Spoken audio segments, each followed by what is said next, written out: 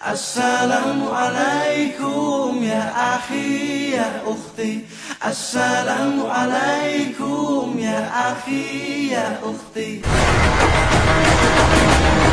Neraka tempat pembalasan kaum durhaka dan pendosa. Sungguh celaka dan malang betul nasib penghuninya.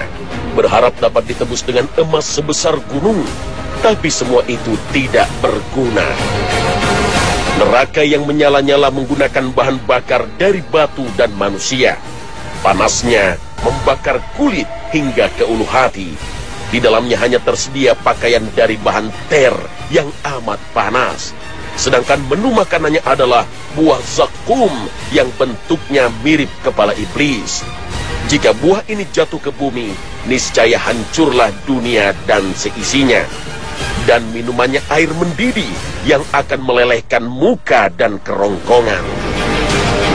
Jurang-jurangnya dalam dan terjal. Sebuah batu yang diluncurkan ke dalamnya baru akan sampai 70 tahun kemudian. Sungai-sungainya dari darah dan nanah busuk yang mendidih. Penghuninya dinaungi awan hitam yang panas dan hembusan angin samum yang juga berhawa sangat panas. Gaung suara neraka akan meraung geram kepada penghuninya. Mereka akan dibelenggu dengan rantai besi membara.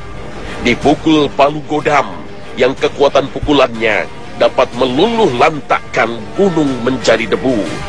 Wajah-wajah penghuni neraka diseret di atas bara api, sedang tangan mereka terikat. Itulah neraka yang disiapkan untuk jin dan manusia yang ingkar, sombong, dan durhaka. Penghuninya terdiri dari pria dan wanita. Jika dalam sebuah hadis Rasulullah SAW pernah menyampaikan bahwa kebanyakan penghuninya adalah wanita, bukan berarti para pria bisa tenang dan berleha-leha. Sungguh ada golongan pria yang juga harus menderita di neraka karena mengabaikan tanggung jawabnya terhadap wanita.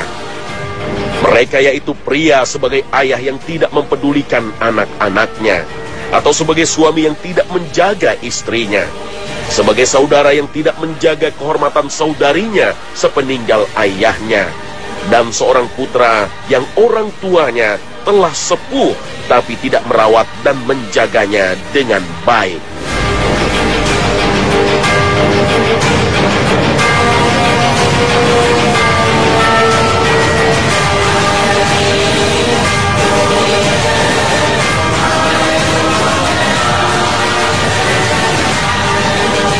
Assalamualaikum warahmatullahi wabarakatuh. Selamat pagi pemirsa Trans 7. Khazanah Ensiklopedia Islam Dunia pagi ini kembali hadir ke hadapan Anda untuk berbagi pengetahuan dan saling menasehati dalam kebajikan. Golongan pria pertama yang mendapat ancaman neraka yaitu para ayah yang tidak bertanggung jawab terhadap anak-anaknya. Ayah bukan hanya pasangan dari ibu. Ayah bukan sekedar mesin ATM yang mengeluarkan uang setelah itu selesai urusan. Ayah bukanlah sosok asing di rumah yang hanya bicara seperlunya atau hanya berkata-kata bila murka. Ayah merupakan kepala keluarga yang bertanggung jawab terhadap keluarga, istri, dan putra-putrinya. Tidak hanya bertanggung jawab terhadap makan dan minumnya, tapi juga pendidikan, akhlaknya, dan keberhasilan dunia dan akhirat. Inilah pesan Rasulullah SAW dalam sabdanya. Setiap kamu adalah pemimpin, dan setiap pemimpin akan dimintai pertanggungjawaban terhadap apa yang dipimpin.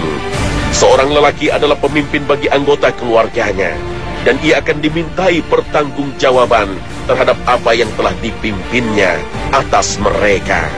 Hadis riwayat Muslim. Sementara dalam Al-Quran, Allah juga telah menggariskan tugas setiap orang beriman. Hai orang-orang yang beriman, peliharalah dirimu dan keluargamu dari api neraka, yang bahan bakarnya adalah manusia dan batu, penjaganya malaikat-malaikat yang kasar, keras dan tidak mendurhakai Allah terhadap apa yang diperintahkannya kepada mereka, dan selalu mengerjakan apa yang diperintahkan. Al-Quran Surah At-Tahrim ayat 6. Ayah merupakan benteng penjaga bagi putra-putrinya dari perbuatan maksiat dan dosa. Jangan sampai seorang ayah kehilangan kepekaan iman sehingga membiarkan anggota keluarganya larut dalam gelimang maksiat dan dosa.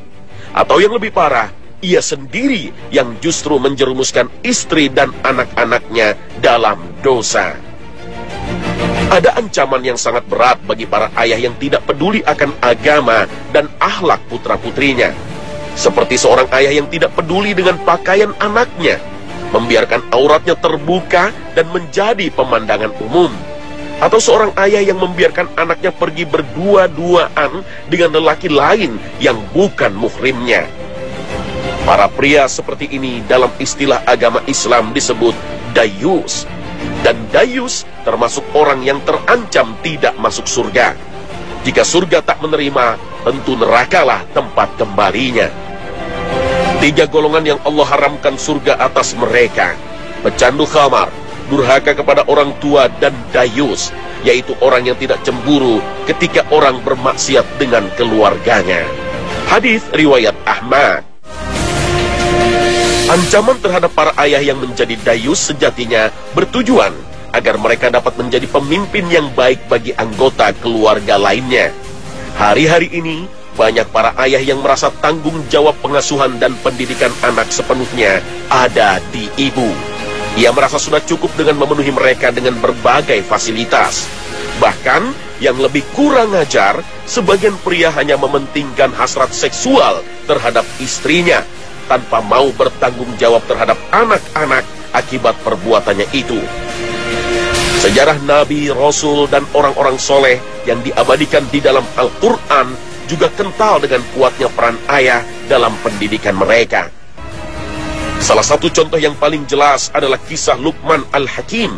Meski bukan Nabi, karena kesalehan dan bijaksana, nasihat-nasihat Luqman terhadap anaknya Allah abadikan di dalam Al-Quran. Di antara nasihat Luqman terhadap anaknya adalah larangan mempersekutukan Allah Ta'ala. Dan sesungguhnya telah kami berikan hikmah kepada Luqman, yaitu bersyukurlah kepada Allah. Dan barang siapa yang bersyukur kepada Allah, maka sesungguhnya ia bersyukur untuk dirinya sendiri. Dan barang siapa yang tidak bersyukur, maka sesungguhnya Allah Maha Kaya lagi Maha Terpuji. Dan ingatlah ketika Luqman berkata kepada anaknya di waktu ia memberi pelajaran kepadanya, "Hai anakku, janganlah kamu mempersekutukan Allah. Sesungguhnya mempersekutukan Allah adalah benar-benar kezaliman yang besar." Al-Quran Surah Luqman ayat 12 hingga 13. Dialog antara ayah dan anak juga dapat kita lihat dari Nabi Yakub alaihissalam. Allah Ta'ala berfirman menceritakan dialog Nabi Yakub dan anak-anaknya. Adakah kamu hadir ketika Yakub kedatangan tanda-tanda maut, ketika ia berkata kepada anak-anaknya, "Apa yang kamu sembah sepeninggalku?" Mereka menjawab, "Kami akan menyembah Tuhanmu dan Tuhan nenek moyangmu Ibrahim, Ismail, dan Ishak, yaitu Tuhan yang Maha Esa, dan kami hanya tunduk patuh kepadanya." Al-Quran Surah Al-Baqarah ayat 133. Bukan kekurangan harta yang dikhawatirkan Nabi Yakub terhadap anak-anaknya, tapi kekurangan imanlah yang beliau khawatirkan. Sehingga menjelang ajalnya, Nabi Yakub perlu menegaskan lagi keyakinan seperti ini pada anak-anaknya. Dialog antara ayah dan anak juga bisa kita dapatkan dalam kisah Nabi Nuh alaihissalam. Dalam dialog ini, terlihat bagaimana tingginya kepedulian dan perhatian Nabi Nuh terhadap putranya Kan'an. Meskipun putranya tidak mau mengikuti ajaran yang dibawa oleh Nabi Nuh, tapi Nabi Nuh tidak berputus asa. Bahkan sampai saat banjir sudah meninggi, Nabi Nuh masih berharap putranya mau menaiki kapal bersamanya.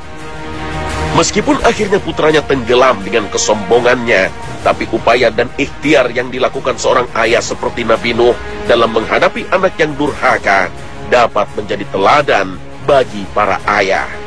Allah Ta'ala berfirman, Dan bahtera itu berlayar membawa mereka dalam gelombang laksana gunung. Dan Nuh memanggil anaknya, sedang anak itu berada di tempat yang jauh terpencil. Hai anakku, naiklah ke kapal bersama kami, dan janganlah kamu berada bersama orang-orang yang kafir. Anaknya menjawab, aku akan mencari perlindungan ke gunung yang dapat memeliharaku dari air bah. Nuh berkata, tidak ada yang melindungi hari ini dari azab Allah selain Allah saja yang Maha Penyayang. Dan gelombang menjadi penghalang antara keduanya. Maka jadilah anak itu termasuk orang-orang yang ditenggelamkan. Al-Quran Surah Hud ayat 42 hingga 43. Dialog antara ayah dan anak di dalam Al-Quran menunjukkan besarnya peran dan tanggung jawab seorang ayah bagi keluarganya. Dan yang menyia-nyiakan merupakan sebuah maksiat yang layak diganjar neraka.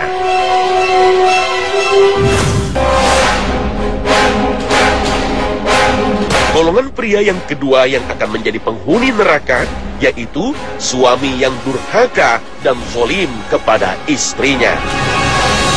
Istri merupakan amanah yang telah dititipkan walinya pada seorang pria yang bernama suami. Wali wanita itu tentu rela melepaskan anak, saudara mereka, karena ia yakin suaminya dapat menjaga anak dan saudara mereka dengan baik. Pesan berbuat baik kepada wanita tidak saja menjadi harapan setiap wali, tapi juga perintah yang jelas ditegaskan oleh Allah dan Rasul-Nya dalam kitab dan sunnah. Dan bergaullah dengan mereka secara baik. Kemudian bila kamu tidak menyukai mereka, maka bersabarlah, karena mungkin kamu tidak menyukai sesuatu, padahal Allah menjadikan padanya kebaikan yang banyak. Al-Quran Surah An-Nisa ayat 19. Muhammad Rashid Ridha dalam tafsirnya Al-Manar mengatakan, termasuk dalam bergaul dengan baik yaitu baik dalam bertutur kata, baik dalam memperlakukannya, tidak bermuka masam ketika bertemu, demikian juga baik dalam nafkah. Bergaul dengan baik berarti juga kesamaan dan kesetaraan. Artinya, suami akan mendapatkan perlakuan baik dari istri ketika suami juga memperlakukan istrinya dengan baik. Bahkan suami diminta bersabar, menahan diri dari kekurangan yang ada pada istrinya. Juga ketika istri tidak melaksanakan kewajibannya dengan maksimal. Janganlah seorang suami yang beriman membenci istrinya yang beriman. Jika dia tidak menyukai satu akhlak darinya, dia pasti menyukai akhlak lain darinya. Hadis riwayat Muslim. Merupakan hak istri untuk mendapatkan nafkah dari suaminya, baik itu pangannya, pakaiannya, tempat tinggalnya, dan segala keperluan yang disesuaikan dengan kemampuan suami dan status istri. Bahkan dalam hal pangan, hak istri untuk mendapatkan makanan siap santap dari suaminya. Demikian juga untuk tempat tinggal. Sebagian ahli fikih berpendapat, tempat tinggal yang disediakan suami untuk istri haruslah khusus untuk istri tersebut. Tidak boleh bercampur dengan keluarga lainnya. Dan jika istrinya berasal dari kalangan berada yang biasa dilayani oleh pembantu, maka haknya juga untuk mendapatkan pembantu yang disediakan oleh sang suami. Hendaklah orang yang mampu memberi nafkah menurut kemampuannya, dan orang yang disempitkan rezekinya hendaklah memberi nafkah dari harta yang diberikan Allah kepadanya. Allah tidak memikulkan beban kepada seseorang, melainkan sekedar apa yang Allah berikan kepadanya. Allah kelak akan memberikan kelapangan sesudah kesempitan. Al-Quran Surah At-Thalaq ayat 7. Merupakan sebuah kezaliman jika suami memiliki kelapangan ekonomi tapi kikir terhadap istrinya, bahkan cenderung mengebiri hak-haknya. Sifat bakhil atau kikir merupakan sifat yang amat dicela Allah dan Rasul-Nya, apalagi jika itu dilakukan terhadap orang yang berhak seperti istri. Oleh sebab itu, dalam kasus suami yang mampu tapi kikir, Rasulullah memberi keringanan kepada para istri untuk mengambil harta suami sewajarnya, meski dengan diam-diam. Hal ini tidak dianggap sebagai pencurian, karena ia mempunyai hak pada harta suami. Hal ini pernah terjadi pada Hindun, yang kemudian ia ceritakan kepada Rasulullah Sallallahu Alaihi Wasallam. Ia berkata, Wahai Rasulullah, Abu Sufyan adalah seorang suami yang kikir. Bolehkah apabila aku mengambil sebahagian hartanya untuk keperluan keluarga kami?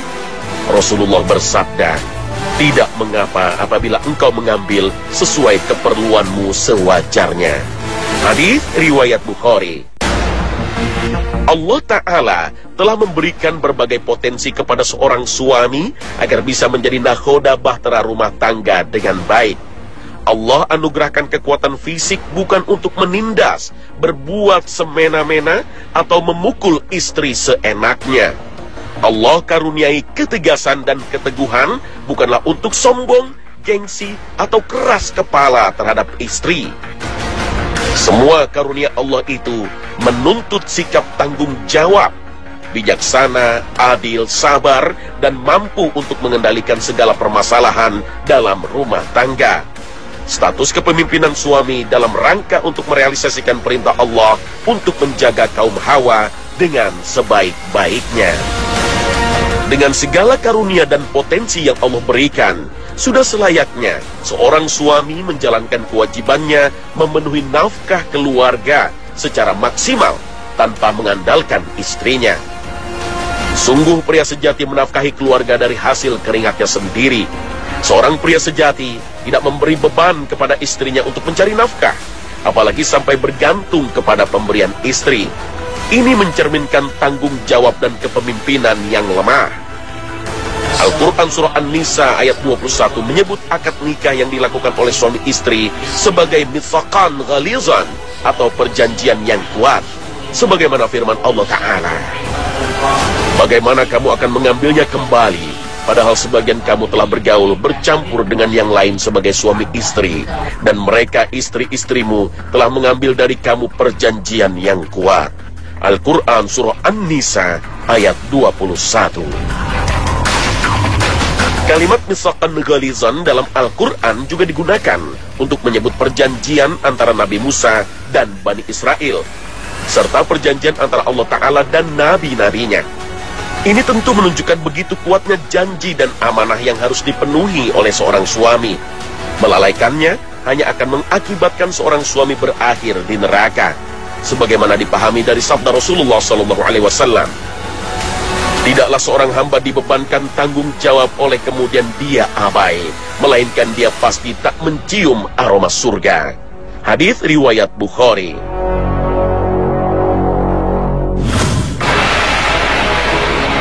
Golongan pria ketiga yang terancam masuk neraka yaitu saudara laki-laki. Sebab jika ayah telah tiada, maka tanggung jawab menjaga kehormatan wanita jatuh pada saudara lelakinya, termasuk dalam hal ini paman. Jika mereka hanya mementingkan keluarganya saja, sementara adik atau keponakannya dibiarkan jauh dari ajaran Islam, maka tunggulah ancaman neraka di akhirat kelak. Saudara laki-laki mempunyai kewajiban yang melekat terhadap saudara-saudara perempuannya, mulai dari membimbing, mendidik, menyayangi, melindungi, dan membela mereka. Jika ayah telah wafat, maka saudara laki-laki berperan sebagai pengganti ayah. Wajib memberikan nafkah kepada saudara perempuan yang belum menikah atau yang menjanda jika mereka tidak mampu. Saudara perempuan wajib mentaati dan menghormati saudara laki-lakinya. Jika janda tersebut memiliki anak, maka yang berkewajiban menafkahi anak tersebut adalah ayahnya. Jika ayahnya telah wafat, maka kakek dari ayah atau saudara ayah yang berkewajiban memberikan nafkah untuk anak-anak janda tersebut. Rasulullah SAW bertanya kepada Jabir bin Abdullah, apakah kamu sudah menikah? Jabir menjawab, ya. Beliau bertanya, gadis atau janda? Jabir menjawab, janda. Beliau bertanya lagi, mengapa kamu tidak menikahi gadis saja? Kamu bisa bermain-main dengannya dan dia bisa bermain-main denganmu. Jabir memberikan alasan, wahai Rasulullah, ayah kami telah wafat dan meninggalkan 7 anak perempuan. Saya menikah dengan seorang perempuan yang bisa mengurus saudara-saudara perempuanku. Hadis riwayat Bukhari dan Muslim. Saudara laki-laki yang menyia-nyiakan dan menelantarkan saudara perempuan, maka ia telah durhaka kepada orang tuanya. Tugas lain seorang saudara laki-laki adalah menjaga harta saudara perempuannya. Jangan malah mengkhianatinya dengan merampas hartanya. Ia juga tidak boleh menghalang-halangi jika ada orang yang baik yang melamar saudara perempuannya. Allah Ta'ala berfirman, apabila kamu mencerai istri-istrimu, lalu habis masa iddahnya, maka janganlah kamu para wali menghalangi mereka kawin lagi dengan bakal suaminya. Apabila telah terdapat kerelaan di antara mereka dengan cara yang ma'ruf, itulah yang dinasihatkan kepada orang-orang yang beriman di antara kamu kepada Allah dan hari kemudian. Itu lebih baik bagimu dan lebih suci. Allah mengetahui, sedang kamu tidak mengetahui. Al-Quran, Surah Al-Baqarah, ayat 232. Rasulullah SAW juga memotivasi mereka yang menafkahi saudara perempuan. Beliau bersabda, barang siapa menanggung nafkah 2 atau 3 anak perempuan, atau 2 atau 3 saudara perempuan, sampai mereka wafat, atau dia yang wafat, maka aku dan dia seperti ini. Mengisyaratkan 2 jari telunjuk dan jari tengah. Hadis riwayat Ahmad.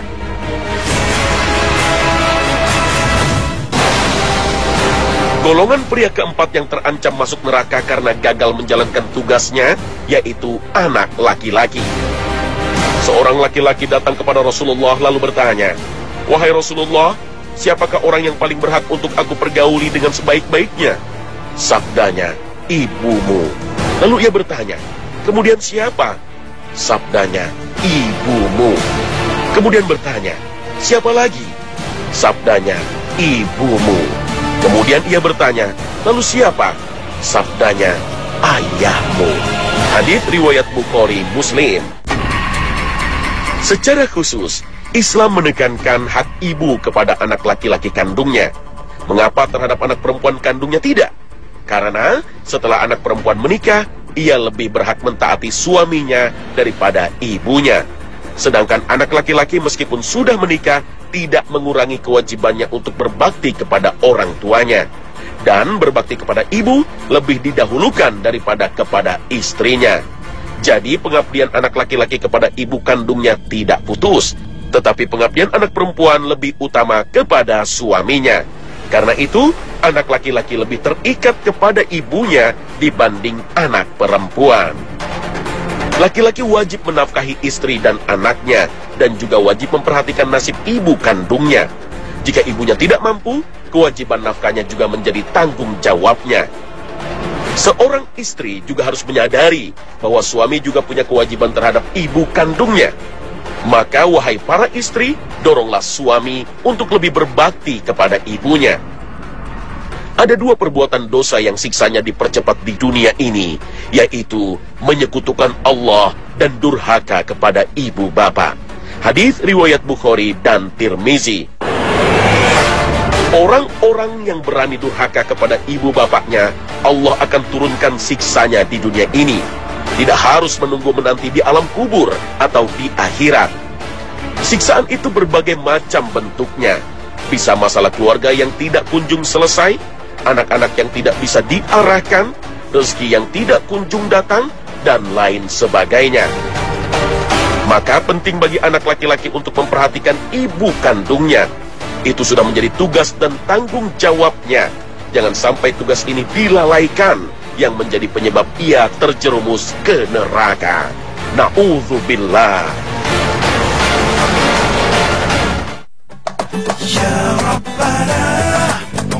Pemirsa Khazanah, menjadi pria dan wanita merupakan karunia Allah Ta'ala. Keduanya sama di mata Allah. Yang membedakan hanyalah takwa. Untuk meraihnya, keduanya menjalani peran yang berbeda. Peran tanggung jawab memang lebih banyak diambil oleh para pria. Dengan tanggung jawab itu bisa menjadi jalannya ke surga, atau malah justru menggelincirkannya ke neraka. Semoga Allah memudahkan kita dalam setiap tugas dan tanggung jawab. Amin ya Rabbal Alamin. Terima kasih atas perhatian Anda, dan wassalamualaikum warahmatullahi wabarakatuh.